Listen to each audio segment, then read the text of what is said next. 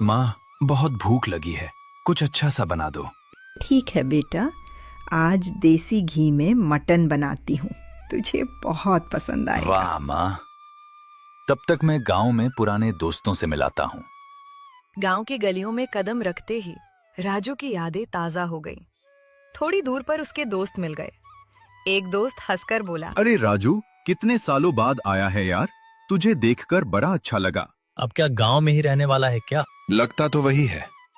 माँ भी अकेली रहती है, इसलिए अब यहीं कोई धंधा खोलूंगा। तभी एक दोस्त ने आसमान की ओर देखा और घबराकर बोला, चलो भाई, शाम होने वाली है, जल्दी घर चलते हैं। अरे इतनी जल्दी क्यों? चलो कहीं घूम आते हैं। नहीं भाई, गांव में रात को बाहर घूमना मना है। पर क्यों? रात को भूत घूमता है समोसे लेकर, गलती से भी बाहर मत आना। इतना कहकर सारे दोस्त तेजी से अपने अपने घरों की ओर चल पड़े। राजू वहीं खड़ा सोचता रह गया लगता है दोनों मजाक कर रहे थे। और राजू भी घर की ओर निकल पड़ा। घर पहुंचते ही राजू सीधे माँ के पास आकर बोला, माँ, मैं अभी दोस्तों से मिलकर आया हूँ। वो लोग अजीब अजीब बातें कर रहे थे, कह रहे थे रात को बाहर मत निकलना, कोई भूत है। माँ का चेहरा पल भर में उतर गया। हाँ बेटा, ये बात सच है। क्या माँ तुम भी मानती हो ये सब अंधविश्वास है? नहीं बेटा, ये सच है। हमारे गांव में सच में एक भूत है। रात को समोसे लेकर निकलता है। जैसे ही कोई उनकी खुशबू सूंघ ले, उसका मन अपने आप बाहर चला जाता है। माँ, ऐसा कैसे हो सकता है? कोई गांव का आदमी होगा जो डर फैला रहा है। नहीं बेटा, मैंने अपनी आंखों से देखा है। वो आदमी नहीं है, वो एक शैतान है जो लोगों को उठाकर ले जाता है। चलो अब खाना खाओ, मटन ठंडा हो जाएगा। दोनों चुपचाप खाना खाने लगे, लेकिन राजू के दिमाग में वही बातें घूम रही थीं। खाना खत्म होने के बाद माँ कमरे में आकर बोली, बस बेटा, खिड़की या दरवाजा मत खोलना, आराम से सो जाना। इतना कहकर माँ अपने कमरे में चली गई। राजू बिस्तर पर लेट गया, लेकिन नींद कहाँ आने वाली थी। वो मन ही मन बोला, आज देख ही लेते हैं किस तरह का भूत है। रात गहरी हो गई, चारों तरफ सन्नाटा था।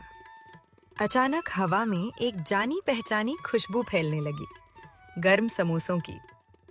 राजू उठकर खिड़की के पास गया और झांक कर देखा। तभी गली के मोड़ से एक साया उभरा, सिर पर टोकरी जिससे भाप उठ रही थी। राजू की आंखें फटी की फटी रह गईं। ये सच नहीं हो सकता। अचानक भूत सामने आ गया। खोखली आंखें, टेढ़ी मुस्कान। भूत गहरी आवाज में बोला, आओ आओ, गर्मा गर्म समोसे लाया हूँ, बस एक बार जल्दी बाहर आओ। राजू का दिमाग सुन्न हो गया। कदम अपने आप आगे बढ़ गए। वो बाहर निकल आया। भूत खुश होकर हंसा। हाँ, ऐसे ही आओ, बहुत समय बाद कोई नया आया है। जैसे ही भूत राजू को उठाने आगे बढ़ा, पीछे से आवाज आई, राजू बेटा नहीं। माँ की आवाज सुनते ही भूत रुक गया। उसने माँ की तरफ देखा। कुछ पल खामोशी रही, फिर भूत पीछे हटा और अंधेरे में गायब हो गया।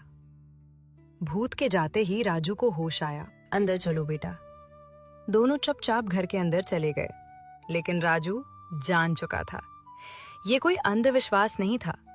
अगली सुबह सूरज निकला तो गांव वैसा ही शांत था, लेकिन राजू के मन में तूफान चल रहा था। वो चाय की दुकान पर दोस्तों के साथ बैठा था। अरे भाई, पहले तो चाय के साथ समोसे मिला करते थे, आजकल क्यों नहीं देते? भाई, चाय के साथ क्या? इस गांव में अब एक भी समोसे का ठेला नहीं दिखेगा जब से वो हादसा हुआ है। कैसा हादसा? तुझे सच में कुछ नहीं पता? क्या मतलब, क्या नहीं पता?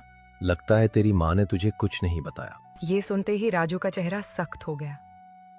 ओह, बिना कुछ कहे उठा और सीधे घर की तरफ चल पड़ा।